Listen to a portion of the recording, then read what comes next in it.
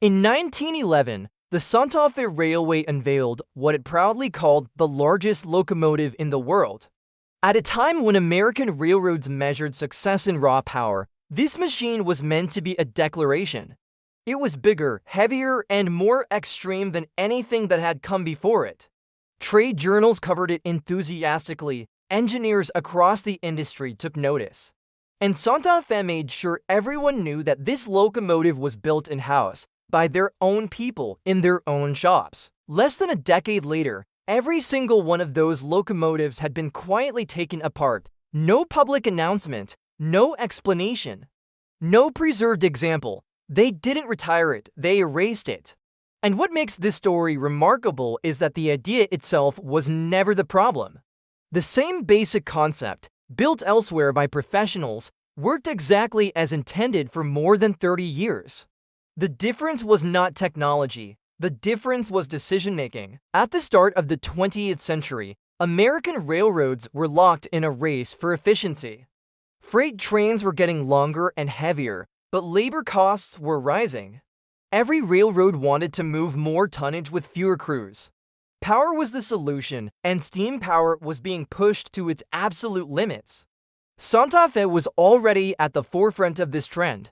In 1903, the railroad had introduced the 2-1-0-2-wheel arrangement, a design so successful that it became known throughout the industry as the Santa Fe type. These locomotives were powerful, reliable, and well-suited to heavy freight service.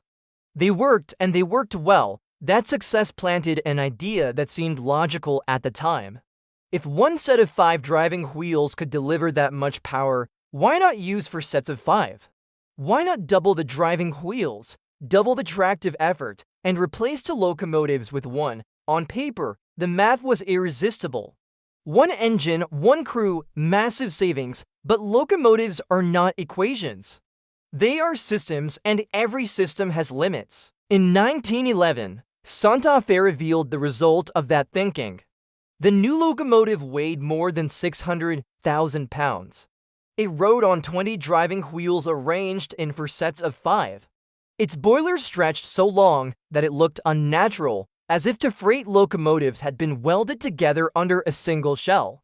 Santa Fe built 10 of them in their Topeka, Kansas shops, numbering them 3000 through 3009. Railway Age Gazette ran a feature calling it the largest locomotive ever built. Santa Fe encouraged the attention. This was supposed to be proof that the railroad could design and build the most powerful machines in the country without relying on outside manufacturers. That decision would prove fatal.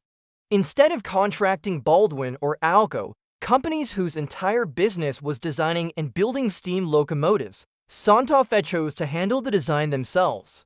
Their Topeka shops were excellent at maintenance, repairs, and rebuilding existing engines. They were not experienced at designing record-breaking articulated locomotives from scratch. Rather than starting with a clean sheet design, Santa Fe took a shortcut. They acquired 20 Baldwin-built 2-1-0-2 locomotives, stripped them down, and combined them into 10 massive articulated engines.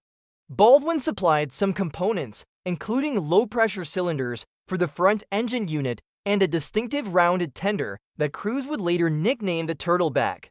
But the most important component of all, the boiler, was designed entirely by Santa Fe, and that boiler would doom the entire project. On paper, the specifications were impressive. The engine alone weighed roughly 616,000 pounds. Tractive effort exceeded 111,000 pounds, more than anything else on American rails at the time. By raw numbers, this was a monster. In practice, it was a deeply flawed machine. Steam locomotives live and die by steam production.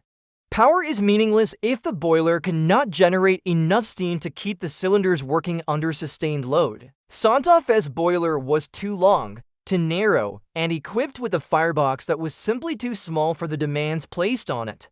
The locomotive could produce steam, but not quickly enough, and not in sufficient volume. Under heavy load, steam pressure dropped. As speed increased, performance collapsed. The result was a locomotive that could pull enormous tonnage, but only very slowly. For a freight railroad, that was unacceptable. Santa Fe assigned the engines, to some of the toughest routes on its system. They worked the steep grades of Cajon Pass between Barstow and San Bernardino. They worked the famous Tehachapi Loop near Bakersfield. The goal was to haul trains weighing 2,000 tons over mountain grades with a single locomotive instead of double-heading with two. The reality was brutal, even in helper service, where the locomotives only had to push trains uphill at low speed. They struggled. Crews quickly lost confidence in them. The machines were powerful, but unreliable in practice and inefficient in operation. Railroaders gave them a name that would never appear in official documents. They called them the Magnificent Failures. Management avoided the subject entirely. By 1915, just 4 years after their celebrated introduction, Santa Fe began quietly dismantling the locomotives. There was no public admission of failure. The official terminology was rebuilding to original configuration, as if the articulated machines had never existed. From 1915 to 1918, all 10 locomotives were converted back into standard to 102s. The tenders survived and continued to serve behind other engines for decades. The locomotives themselves disappeared from the roster and from public memory. No example was preserved. No museum received one.